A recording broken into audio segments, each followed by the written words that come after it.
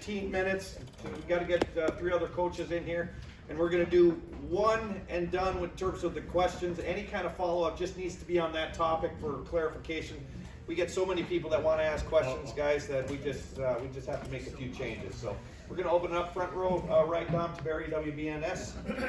Coach, obviously the bye week, does it come at a good time, and what's your philosophy on bye weeks? You're on a bit of a roll, but you also have some banged up players. No, I think it does come out at a good time, and I think you bring up a good point. There's times where you start to get into a rhythm, and then you don't want that bye week. I don't know if that's the case here.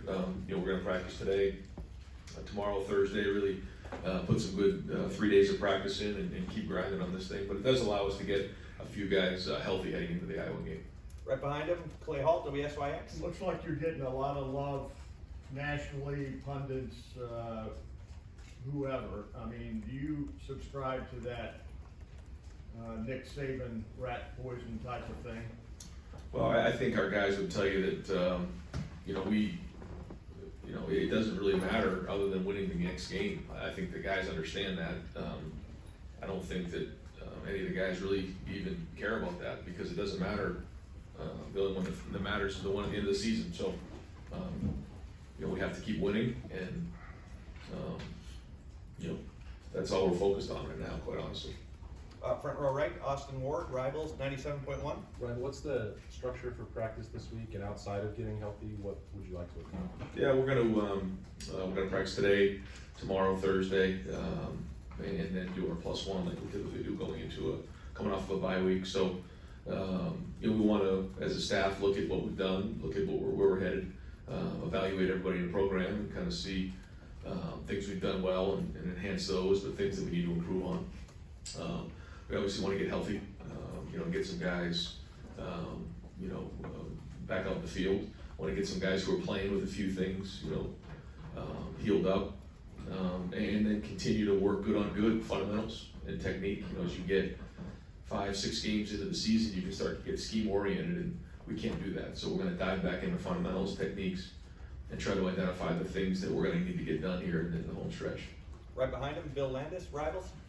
Ryan, your punt and punt coverage have been very good this year, but I think maybe the rest of the special teams operation has been a little hit or miss. Just how are you feeling about that as a whole, especially the return game with some of the drop balls? Yeah, we're going to do a better job fielding the ball. I think if we do that, then we feel a little bit better about all of it. But certainly we can't be doing that. We got to make sure we field the ball better.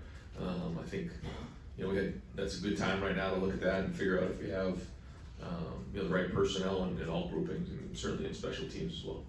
Right behind him, Dylan Davis, Delaware Gazette.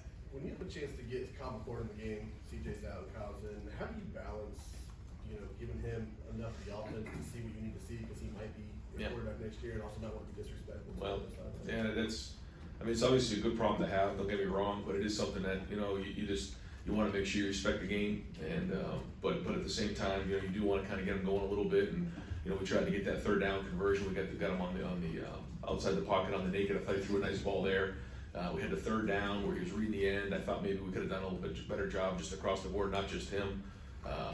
But we convert right there. Maybe we move the ball down the field. You start to get inside of 5 or 6 minutes in the fourth quarter when you're up in a lopsided game. I just kind of want to make sure I respect the game in that area. But certainly want to get him in the game, especially if it's at the end of the third quarter, early fourth quarter, and get some first downs and let him go play. Fourth row right, Spencer Holbrook, Letterman row. Ryan, you talk about rest, recovery, trying to get guys healthy, but at the same time, there's a lot of work I'm sure you think needs to be done. When you look at the cornerback position, is this the perfect time for them to really get some work in and try to improve their game? So Yeah. they can do next season? Yeah, when you're identifying in all 3 phases what needs to improve, the things we've done well, the things we need to improve on, I don't think it's any mystery that one of the things we had to do is finish some plays out of corner. We're right there. We haven't quite finished some of them. I did think Denzel played better in this game, probably his best game to date, so that was good. Didn't get the ball, thrown his way a ton, but I thought he played his best game. You can say, well, they made a nice catch, but we make some nice catches too. That's college football now. Guys are making pretty high-end catches, so we got to learn to finish. Especially one-on-one situations, because we know that's going to keep coming our way until we can prove that that we can. So that'll be a huge emphasis this week. Right next door, Cameron T. Robinson, The Athletic. Brian, kind of off that, you talked after the game, like you said, they're there, you just need to make plays in the corner. Is it as simple as just finding the ball? I mean, Cam got that PI on a broken play, Yeah. really, but is it simple as just find the ball for those guys? Yeah, I just think the more and more times we put them into those situations, the more comfortable they're going to feel, and the better they'll be. So it's our job as coaches to continually put them in those positions and give them an opportunity, to learn from it and grow and get better. So that's what we're going to do. Right next door, Tony Girdman, Buckeye Huddle. Ryan, you've been speaking highly of Lathan Ransom since his freshman year. Given the 2 years that he had until now, the way he's playing now, just your thoughts as his coach on seeing that rise. Yeah, I think you're seeing, what he's capable of. He's very intelligent. He's very athletic. Has really good football IQ. You can see how much ground he covered in that first play on the touchdown, and still was able to hang on to the ball. He's got really good ball skills. So great to see him healthy. Great to see him running around. Now he's got some games under his belt. So I think you're seeing the best version of Lathan. Front row right, Joey Kaufman, Columbus Dispatch. Ryan, before last week's game, you mentioned Jordan Hancock, somebody you're hopeful to get back after the bye. If he is able to come back second half of the season, what kind of impact can he have? What did you see throughout the offseason? What sort of role do you envision for him? Well, he's, we were hoping going into the season he'd be battling for a starting position. So I guess that wouldn't really change coming off of an injury, but he's got to get back on the field and prove that, he's just got to start out by getting some games under his belt, and then we can kind of go from there. But we'll be better if he's in the lineup and start off by providing some depth, and then go from there. Front row middle, Dave Biddle, 24/7 Sports. Ryan, how would you describe your offense right now? It's just so multiple. I don't think it's as simple as calling it a spread. I mean, you guys are doing some offset I formation. I think you're doing more 12 personnel than ever, 3 tight ends more than ever. Just how would you describe your offense right now? We're trying to find different ways to attack the defense based on the guys that we have. I think when you look back 10 years ago, maybe more now, it was like the spread offense was kind of, the new thing, and that was creating a little bit of stress for the defense. And so I think maybe, defenses over time have kind of caught up to just lining up in spread sets. Actually, I know they have. And so now we're just trying to find more creative ways to create new surfaces, bigger surfaces, different formations, that, you're not giving them what they're working on. You're not giving them what they're practicing. And now there's a fine line there, and I think our guys, it's not easy here. We do a lot of stuff. And so guys have to be really well prepared coming in every day. It's not just we're gonna run the same plays every week. We're not gonna do that. But I think they enjoy that. I think they really embrace the challenge of trying to give the defense a lot of problems. But at the end of the day, we still have our base things that we'll do that we'll line up and play. We know what our base is. We know what our identity is. But I think the guys enjoy coming in on Tuesday thinking, okay, what are the new things coming in this week? And then go putting it on the field. And it's fun. You can see the excitement of when we execute plays that we've been working on that maybe are new. You can see the excitement. They enjoy that. And I think that's a tribute to our coaches, but more importantly, our players coming in every day with the ability to go take a meeting to the field and then go put it onto the game field, because that's not easy to do. Thank you. About right behind him, Stephen Means, Cleveland.com. I know you're not gonna sit here and try to pick any awards for CJ yet halfway through the year, but just halfway through his second year as a starting quarterback, what are some things you've liked, maybe some things that just kind of evaluate what you've seen from him so far? Yeah, I think, all right, so first 6 games, I think the first thing you notice is just his movement. I think that, you can see that in the first couple games, his movement has been improved. Whether it's been, out of the pocket, doing some things that are designed or not designed, scrambling, extending plays like he had to do in the first game and a couple other games. So I think that's been good. I think his red zone play has been excellent. I think when he's had to throw the ball away, he's thrown the ball away, but he's also made some really good throws down there, which has led to us being successful in the red zone. But overall, I just think it's his leadership, his vision, his accuracy, all the above.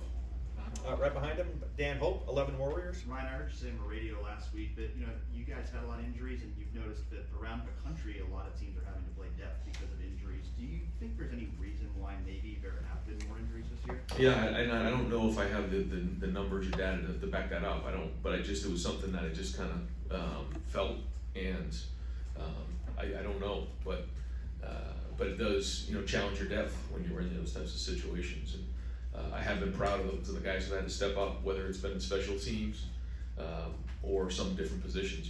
Going into some games with two freshmen, corners who had never really had any experience before, or a running back position. We've had some stress at a couple of positions that we've had to go play some depth, and so that's been, I think, another thing. If you're just identifying what are the things that have been positive in the first 6 games, I think we've seen some of that go on. Our depth has been challenged at different positions, and we've responded pretty well, and hopefully that can pay off here in these last 6 games of the regular season. 4th row left, Jacob Bench, the Lantern. Yeah, hey Ryan, just going back to CJ, you mentioned, I think last week or a couple of weeks ago, he doesn't play for personal accolades, doesn't really care too much about the stats, and then he said after the game Saturday that he's dedicating the season to Dwayne Haskins. He said he writes like his cousin's name and stuff on wristbands and whatnot. What does it mean to you to see your quarterback play for something bigger than himself? Yeah, I think you can see it. I think the players can see it. I think you can see his attitude on the sideline. He is not concerned about statistics. I think he understands that they're gonna happen and they're gonna come, but he's focused on one thing, and that's winning and being a leader for his teammates. And when you truly play like that and just have an open heart, and I think it carries over to your team, and naturally his stats are really good, and naturally he's playing at a high level, but that's not what he's focused on. And I think all the guys on the team have embraced that, and certainly his leadership has been felt. They understand that there's no expectations going into a game, yet we hold each other to a high level. We want to play and be the best team in America. So I think that's probably what you're getting at, and it's not just about him, and it never has been, by the way. I mean, it's just the way he is, the way he's wired, and I think that's a sign of a great leader. Deep left, Brendan Gulick, Buckeyes Now on Sports Illustrated. Coach, I guess I'm just curious. I know that the goal is to always have that pair and spare where if somebody's not available, you don't have a drop off. You guys have had a really impressive year in not having a drop off. Have you been around another team that reminds you of the way you guys continue to just plug a hole and execute at the same level? I don't know. I haven't really thought about that. But I think one of the things that happened last year was we had so many younger guys play. So when you look at our roster right now, I mean, we have some juniors and seniors. But we also have some sophomores that are very experienced, because there was quite a few freshmen who played last season, where the year before that wasn't the case. So there was some struggles last year. There was some growing pains. I mean, it wasn't easy. It was difficult at times. But I think now you're seeing some of that experience and some of the things we worked through in the growing pains last year starting to pay off, because these guys played, and there was so many first times last season. So now they're not. So when you're playing guys and putting them in the game, even though they may be sophomores or even some of the juniors, I mean, they played a lot of football. So the depth has been strong, and it comes down to leadership too. I mean, JK and Jair, they have to step in in Wisconsin, and they hadn't had that experience. But I think the guys around them, Ronnie Hickman and Tommy Eichenberg, and some of the guys who have played before, they put their arm around them and say, well, we're going to figure this thing out together. I think that's important too, and I think that's the leadership that you need when you're working through an entire season. So I think it's probably a combination of all those things. 4th row middle, Andy Anders, Buckeye Sports Bulletin.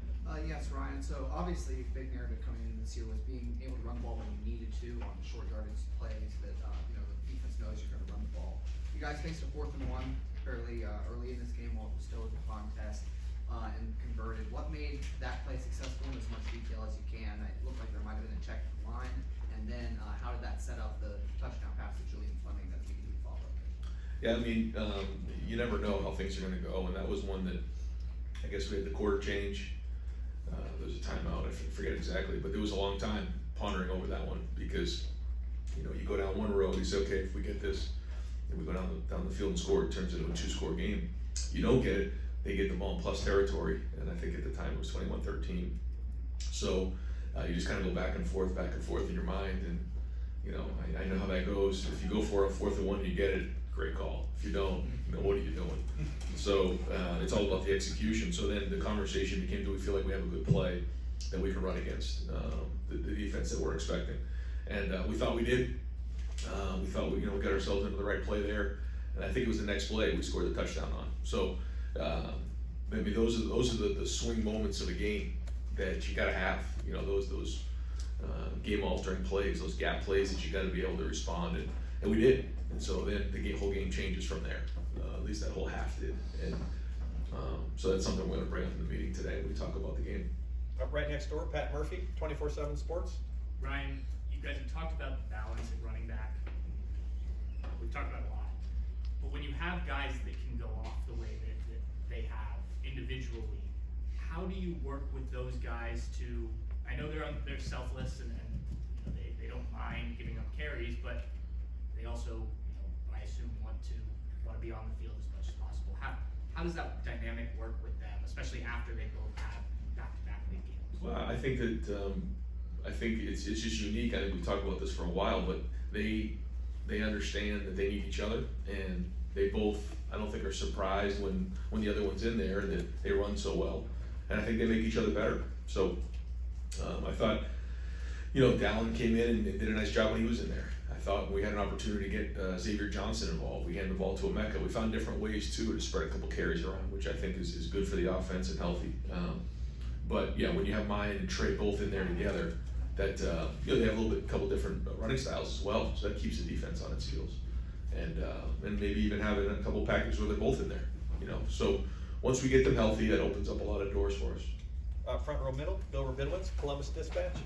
Right, I know injury timetables are hard to predict anyway, and not my favorite topic, but what's your level of confidence that for the Iowa game you're going to get some of your key guys back? I mean, Mayan, Jackson, whoever else? Yeah, I mean, going into today's meeting, you know, going through the injury report, you know, really for a bunch of those guys, it was, you know, the expectations that they're going to play for the Iowa game. Now, they still have to come along and they have to have a good week and all that, but that's the goal right now, is to get them, get them healthy this week and have a full week of practice next week, and those guys are ready to roll for Iowa.